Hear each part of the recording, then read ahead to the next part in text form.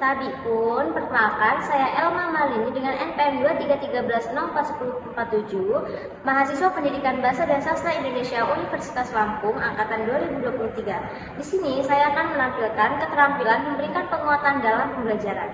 Sekian dari saya akhiri. Wassalamualaikum warahmatullahi wabarakatuh. Selamat menyaksikan.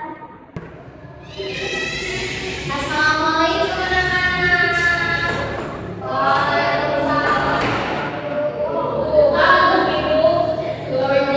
Habis pelajaran apa tadi? Itu IPA. Oh, belajar IPA. Mulai ya. Assalamualaikum warahmatullahi wabarakatuh. Waalaikumsalam warahmatullahi wabarakatuh. Selamat pagi dan salam sejahtera untuk kita semua. Tabikun. Iya. Oke, sebelum kita memulai pembelajaran pada hari ini, Ibu mau melakukan absen dulu. Ada yang masuk? Iya, Ibu. Masuk semua, Bu. Masuk semua. Ini berarti ya. Masih jam berapa sih, Nak? Tahu udah lulus banget. Masih jam 10 loh. Ayo, biar semangat. Kita bangun. Bangun. Kita mau terus Bangun, Bu. bangun dari duduknya, Nak.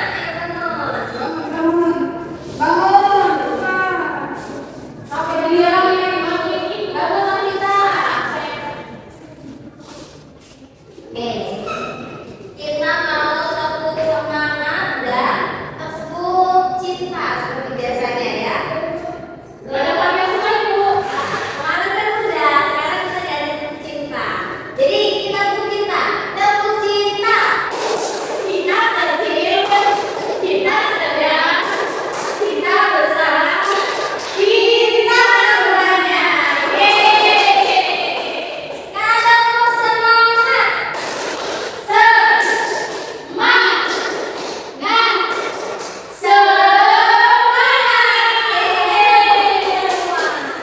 bagus sekali. Sekarang duduk. Kasih anak-anak. Siapa yang udah semangat belum untuk memulai pelajaran pada hari ini? Gas, Bu.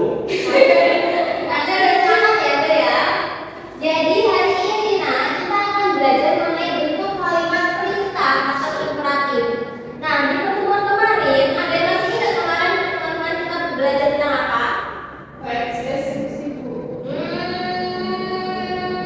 Kurang tepat email. Jadi bagus kalau udah berani untuk menjawab. Ayo, yang lain ada yang berani menjawab? Ini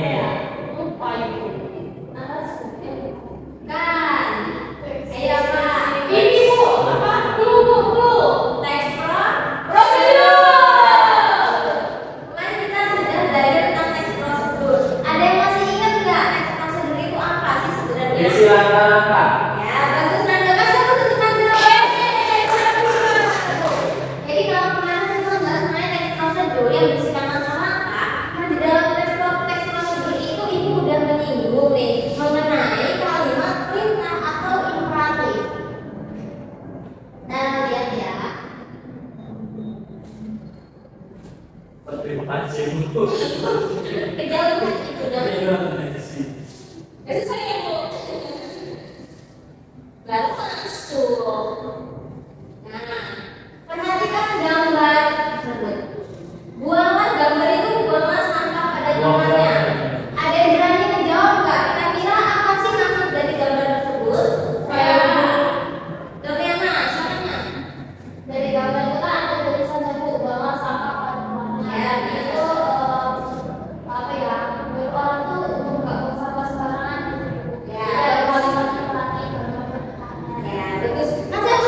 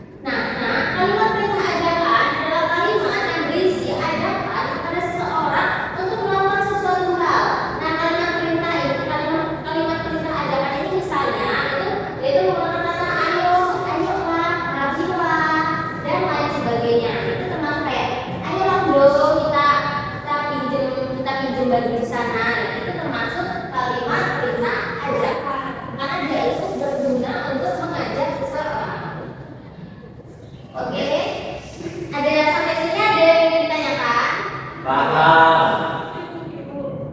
Gitu ya. Yang kedua adalah kalimat harapan. Nah, kalimat perintah yang ini adalah kalimat yang berisi tentang harapan dan permintaan kita untuk melaksanakan kepada seseorang untuk melaksanakan suatu hal dengan bahasa yang sopan dan halus. Jadi dalam kalimat ini, kalimat perintah itu kita itu berharap, memiliki harapan agar orang lain itu melakukan sesuai harapan kita. Misalnya kamu di sampai boleh nggak sih kamu ambilin baju saya di sana? Itu kan saya berharap agar orang lain itu melakukan apa yang saya minta seperti itu. Nah, biasanya kalimat harapan ini ditandai dengan kata mohon, tolong, harap, diharapkan dan lain sebagainya. Ibu, kalau misalkan berharap sama orang itu termasuk kalimat harapan bukan Bu? Berharap sama orang termasuk kalimat harapan. Kalau kita menggunakan kalimat, yang namanya kalimat kan ada rangkaian katanya, itu bisa disebut dengan kalimat harapan. Tapi kalau berharap tidak hati nggak bisa disebut. Bisa ya, Nak ya. Kan harus ada kalimat harapan. Oke, lanjut ya. Sampai sini ada yang ditanyakan lagi? Cukup Ibu. Cukup aja ya, Nak ya. Oke, lanjut ya. Selanjutnya adalah kalimat larangan. Nah, kalimat perintah ini adalah kalimat yang berisi larangan, berisi perintah untuk tidak melakukan sesuatu yang namanya dilarang. Itu artinya kan tidak boleh melakukan itu. Gitu.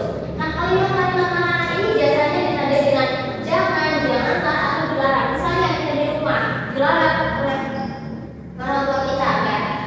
Nah, jangan pulang malam-malam atau nah nanti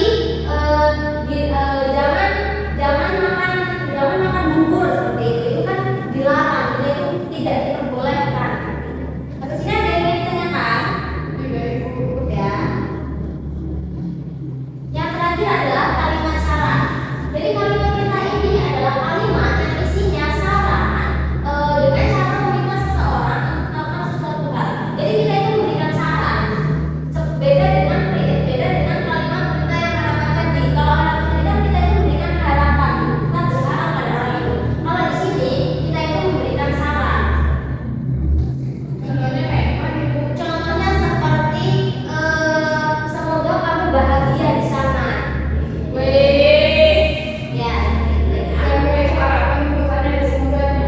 Iya, itu termasuk harapan, tapi dia itu nggak harapan, nah, dia itu saran, karena dia itu punya saran yang dibungkus oleh harapan seperti itu. Lanjut ya. Lanjut Ibu. Ih, ada diem. Nah, sekarang kita mau tebak-tebakan. Dari materi tadi ada yang ingin ditanyakan lagi nggak? Tidak Ibu, aman sudah. Oke, kalau gitu ibu yang mau tanya tadi jenis-jenis teks, jenis-jenis kalimat imperatif ada apa aja? Ajakan.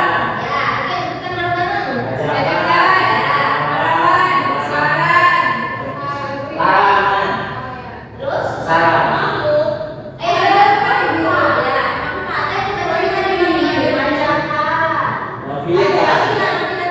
ajakan, larangan, terus saran sama harapan. Ya, Bu.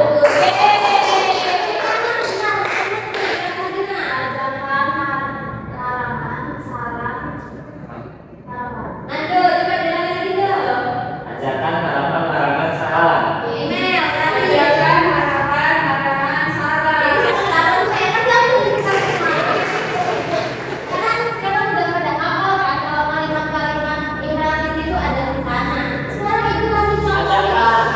Mari jaga lingkungan untuk generasi yang mendatang. Kira-kira ajakan imperatif jadi apa? Bagus. Kan kamu bisa cerita semua. Selanjutnya, pentingnya rajin belajar. Saran. Ya, bagus, Nanda. Ingat ya. Terima kasih. Ini termasuk kasihkan sama Willy, kasih aku. Iya. Terima kasih. Mohon betul. Ini berisikan harapan agar orang itu tidak Yang ini memikirkan yang bikin aku jangan terus. jangan Terima. Yeay.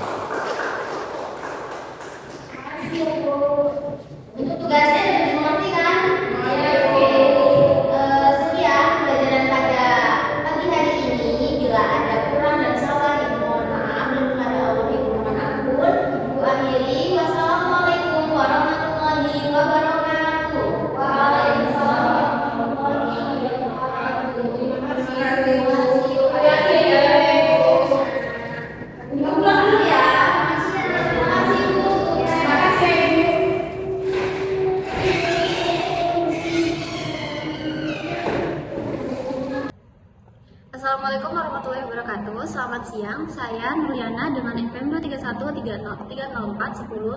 23130341027 selaku observer dari calon guru Elma Malini dengan NPM 23130410410 pada tanggal 17 Oktober 2025 dengan topik kalimat imperatif. Hal-hal yang diamati dalam pembelajaran yang dilakukan oleh calon guru Elma Malini, yang pertama yaitu penguatan verbal dengan kata-kata benar, bagus, tepat, dan bagus sekali telah dilakukan oleh calon guru Elma Malini.